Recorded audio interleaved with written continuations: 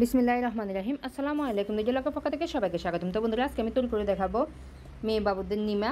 আমি 6 মাস থেকে 1 বছর বেবির জন্য এই নিমাটি তৈরি করব। প্রথমে আমি এখানে 2 পাট কাপড় নিছি।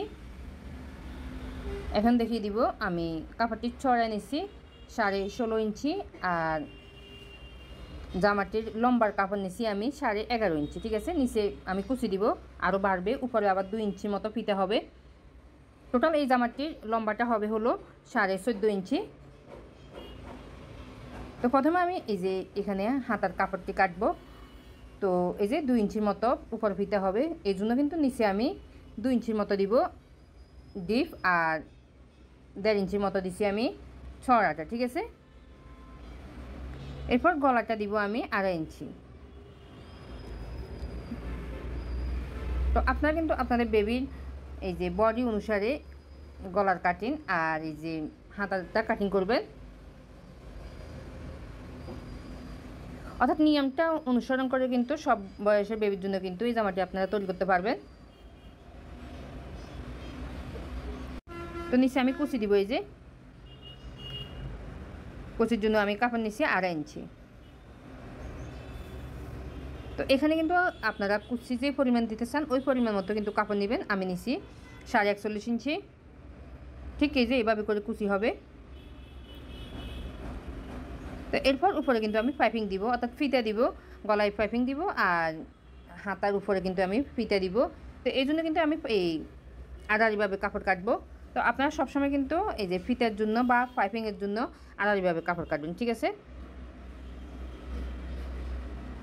তো আমি 1 স্কেল কিন্তু সম পরিমাণে কাপড়টি কেটে নিচ্ছি, আর আপনার যদি স্কেল না থাকে তাহলে কিন্তু 2 ইঞ্চি পরিমাণ করে কাটবেন। ঠিক আছে, তো আমার যতগুলো ফিতা দরকার আমি ওই পরিমাণ মতো কেটে নিচ্ছি। এখন আমি সেলাই করব।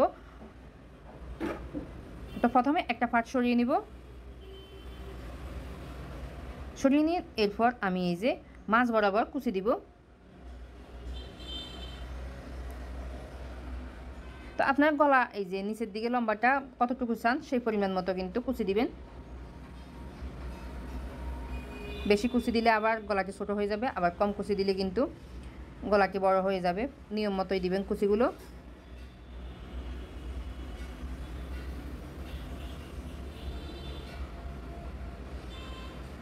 তো আমি 2টা কাপড়ে কুচি দিয়ে দিলাম। এখন আমি গলায় পাইপিং দিব। তো পাইপিং কাপড়টিকে আমি জোড়া দিয়ে লম্বা করে নিব। ঠিক এই যে এইভাবে করে পাইপিং কাপড়গুলো জোড়া দিতে হবে। সবসময় কিন্তু পাইপিং কাপড় ছোটো হলে এভাবে কিন্তু জোড়া দিতে হবে। এরপরে যে এখানে একটু হালকা ফিনিশিং করে দিতে হবে।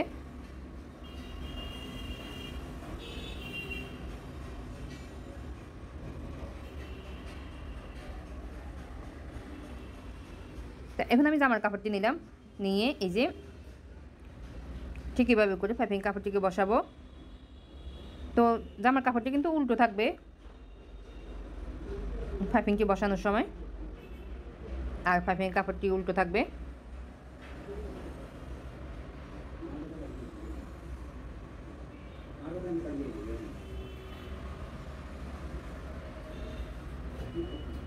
এরপর এই যে বাড়তি অংশ এই কাপড়টি আমি কেটে নিচ্ছি। কেটে নিয়ে এখন আমি আরেক পার্টে লাগাবো। একই নিয়মে লাগাতে হবে।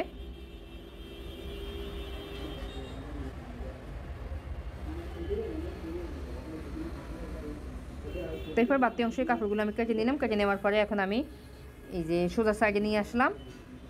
ঠিক এই যে এইভাবে করে 2 ভাঁজ করে দিতে হবে। তো বন্ধুরা, পাইপিং কাপড়টি মোটাও দিবেন না আবার চিকনও দিবেন না, নিয়ম মতোই দিবেন, 2 সুতা পরিমাণে, দেখতে ভালো লাগবে।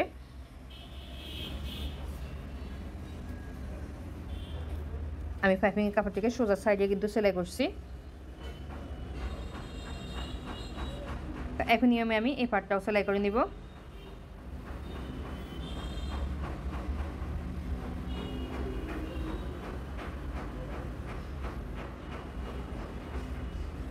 এরপরে যে বাড়তি কাপড়গুলো আমি কেটে নিব।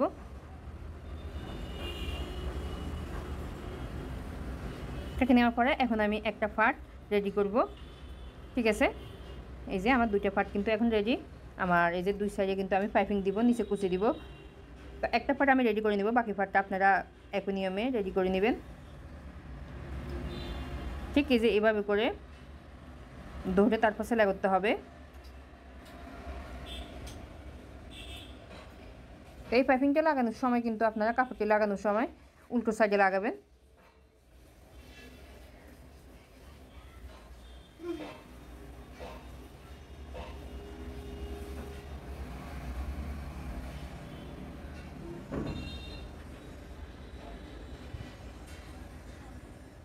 তো এখন আমি এই যে এভাবে করে একটা বাঁশ দিব, তারপর আরও একটা বাঁশ দিব, দিয়ে এর উপর একটা সেলাই দিয়ে দিব। তো এই সেলাইটা কিন্তু সোজা সাইডে দিতে হবে, উল্টো সাইডে না।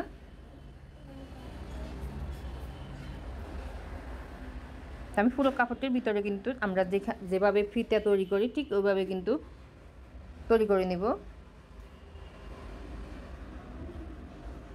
ঠিক যেভাবে করে ভাঁজ করে করে সেলাইটি দিতে হবে পুরো কাপড়টির ভিতর। তো এই কাপড়টি কিন্তু আমি মেপে দেখাই নাই, কারণ এই যে আমি যতটুকু ফিতা নিব ওই পরিমাণ মতো নিছি। আপনারা যতটুকু ফিতার লম্বা চান ওই পরিমাণ মতো কাপড়টি নেবেন। আমি পরে দেখিয়ে দিব আমি কতটুকু ফিতার কাপড়টি নিছি।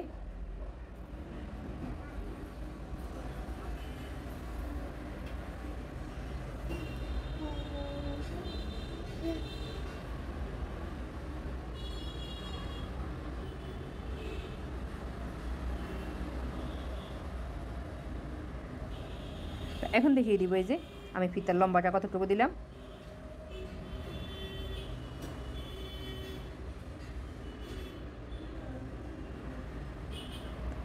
আমি ফিতার লম্বাটা দিছি 7 ইঞ্চি, এই যে 7 ইঞ্চি দিছি। এরপর বাড়তি অংশ কাপড়গুলো আমি কেটে নিছি। নেওয়ার পরে এখন আমি এই যে ফিতার এখানে ফুল দিব, এই জন্য কিন্তু আমি এখানে 2 পাট কাপড় নিছি। কাপড়টিকে ঠিক কীভাবে করে বসিয়ে তারপর সেলাই করে নিতে হবে সাইডটা। তো এখনই আমি এই পাটটাও সেলাই করতে হবে।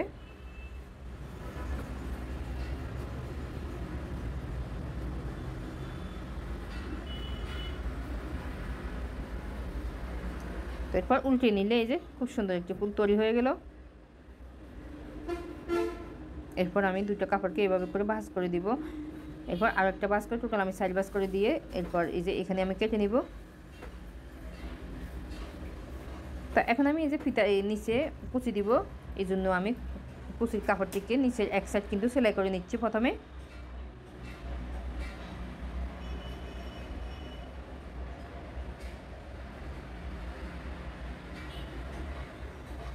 সেলাই করে নেওয়ার পরে এখন আমি জামার কাপড়টি নিলাম। জামার কাপড়টির উপরে উল্টো সাইডে আমি কাপড়টিকে এই যে কুচি কাপড়টিকে বসালাম, বসিয়ে আমি একটা একটা করে কুচি দিয়ে দিব।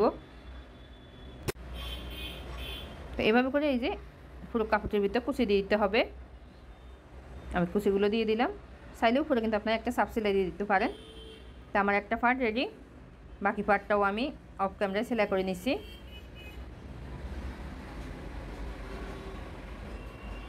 তো এখন আমি যে আমার 2টা পার্টকে এভাবে করে ধরে তারপর সাইডগুলো সেলাই করে নিব।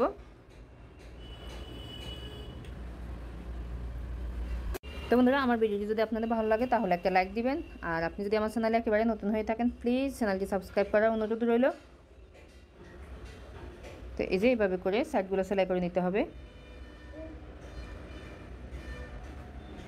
বন্ধুরা, এই যে আমার জামাটি সেলাই করা রেডি হয়ে গেল।